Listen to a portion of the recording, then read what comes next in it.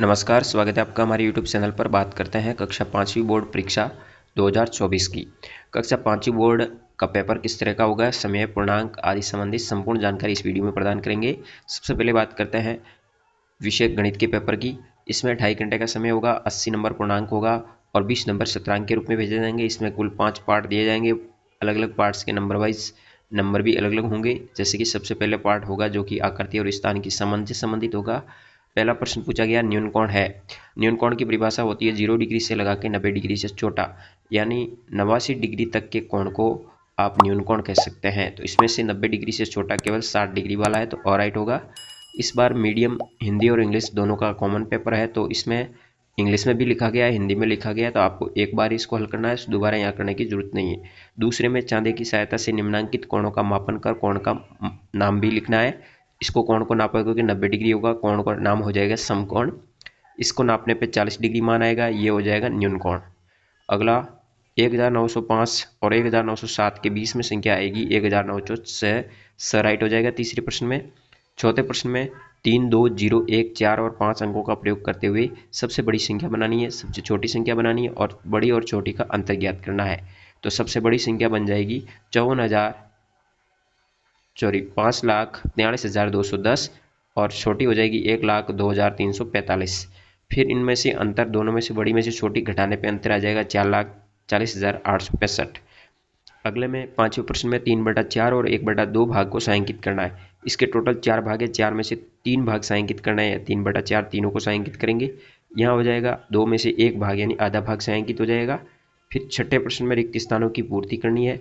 3 का गुणा 1 से करने पे 3 आ जाएगा, 3 का 3 से 9 दिया गया है। यहाँ पे 5 का 3 से गुणा करने पे 15 आते हैं, तो 2 का 3 से करने पे 6 आएंगे। इस तरह से हल करेंगे।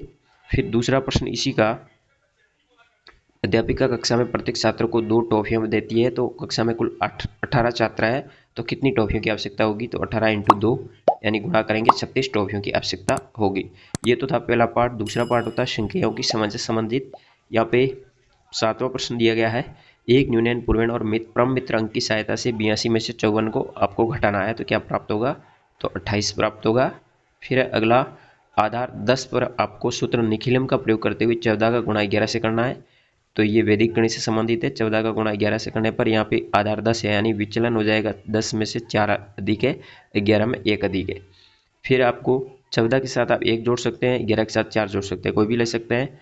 तो जैसे यहाँ पे 14 के साथ 1 जोड़ा, 1 का 4 से गुणा करना है, 4 आ जाएगा और 14 और 1 15 हो जाएंगे, 4 हो जाएंगे। 20 में से लाइन को हटा देंगे, पास पास में लिख देंगे।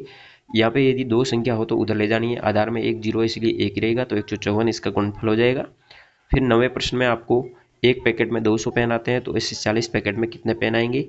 एक पैकेट में 200 है, तो 40 का 200 से गुणा करने पे 8000 पेन आएंगे। रूपा ने 15 कॉपियाँ 150 रुपये में खरीदी, तो बताइए एक कॉपी का मूल्य क्या होगा। यहाँ अधिक का दिया गया है, तो एक का ज्ञात करना, तो भाग देंगे। 150 में 15 का भाग देने पर 10 रुपये हो जाएगा। जब एक वस्तु का मूल्य दिया है, अधिक का ज्ञात किया जाता है तो गुणा किया जाता है, और अधिक का दिया हुआ है, एक का पता करना है, तो हमेशा भाग देना है। फिर 10वें प्रश्न में सबसे बड़ी संख्या ज्ञात करनी, जो 12, 36 और 72 से पूरा पूरा भाग जाता हो। तो तीनों के आप गुणनखंड ज्ञात करेंगे। तो अधिकतम गुणनखंड की बात करें तो इसमें 12, 12, 12 तीनों में आया हुआ है, तो 12 संख्या वह सबसे बड़ी होगी जिसमें तीनों में पूरा पूरा भाग जाएगा। यहाँ पे छूटे हुए अंक लिखने हैं। जैसे 5 में से 4 को घटाने पे 1 प्राप्त होगा, 9 में से 2 को घटाने पे 7 और 8 में से 4 घटाने पे 4 प्राप्त होंगे। तो ये घटाने से संबंधित है, जो छूटे हुए अंक आपको यहाँ लिखने हैं। फिर अगले प्रश्न की बात करते हैं। 4313, 4432 एवं 173 का योग ज्ञात करना है। तीनों को जोड़ने पर योग हो जाएगा 6918।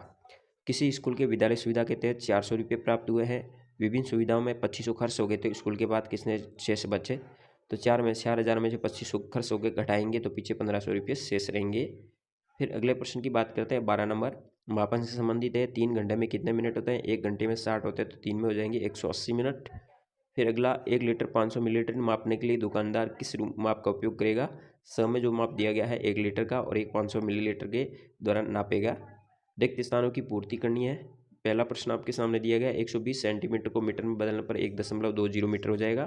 फिर मीटर को सेंटीमीटर में बदलने के लिए 100 से गुणा करते हैं और किलोमीटर को मीटर में बदलने के लिए 1000 से गुणा करते हैं। फिर नीचे दिए गए भार सजा को बाटों के निम्न प्रकार से मिलान करना। जैसे 3 किलोग्राम 600 ग्राम है, तो एक 2 किलो का बाट रखेगा, एक 1 किलो का रखेगा, एक 500 का और एक 100 ग्राम का रखे, उसको नापेगा। इसी तरह दूसरा और तीसरे को भी मिलान करना है बाटों के प्रकार से।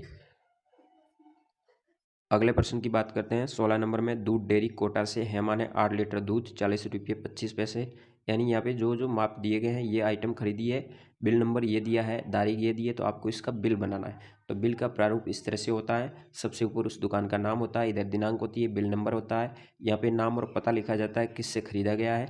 फिर यहाँ क्रम संख्या लगानी है, कितनी वस्तुएं हैं, या वस्तुओं का नाम आता है या मात्रा आती है, उसकी दर क्या है प्रति के हिसाब से, और फिर उसका गुणा करके यहाँ कुल मूल्य लिखा जाता है। जैसे दूध का 322 हो गया, दही का 180 हो गया, घी का 900 हो गया, छाछ का 103 हो गया। इस तरह टोटल जोड़ने पर 1505 रुपये हो गए और 75 पैसे हो गए। फिर आपको 17वें प्रश्न में घटाना है, 12 घंटे 18 मिनट में से 9 घंटे 16 मिनट घटाना है, घटाने पे हो जाएगा 3 घंटे 2 मिनट। घंटे में से घंटा घटाएंगे, मिनट में मिनट। अगले में आपको जोड़ना है, घंटे के साथ घंटा जोड़ेंगे, मिनट के साथ मिनट जोड़ने पर 111 मिनट हो गई।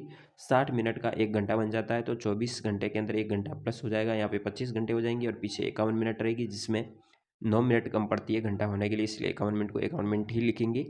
18 के अंदर 2 किलोग्राम गोभी, 3 किलोग्राम ककड़ी, 3 किलोग्राम 700 ग्राम आलू और 2 किलो 500 ग्राम भिंडी खरीदती है अनु।